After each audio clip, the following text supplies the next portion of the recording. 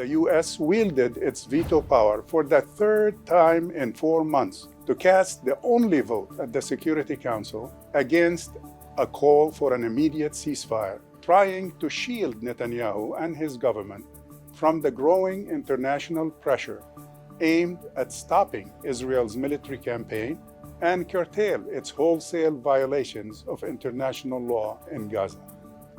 With Washington's closest ally, the United Kingdom, abstaining, the UN Security Council vote 13-1 on Tuesday isolated the US in the international community. In our humble judgment, the veto was politically unwarranted and morally inexcusable.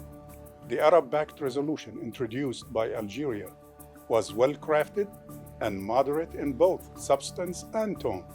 It included most of the fundamental points that the international community, including key Western allies of Washington, have been demanding and negotiating for weeks. Ironically, the main objection the Biden administration raised with regards to this draft is its demand for an immediate ceasefire, binding on all parties. The alternative draft resolution that the U.S. circulated in New York at the UN was quite clear by underscoring what it called, and I'm quoting, support for a temporary ceasefire. Not immediate, not long-term ceasefire, but temporary ceasefire in Gaza as soon as practicable based on the formula of all hostages being released. The problem, however, stems from the administration's inability or unwillingness to endorse and call for an immediate long-term ceasefire.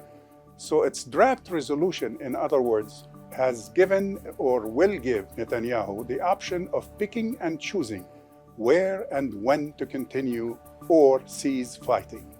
This is delusional, illogical, and inhumane policy considering the mass casualties witnessed since October 7.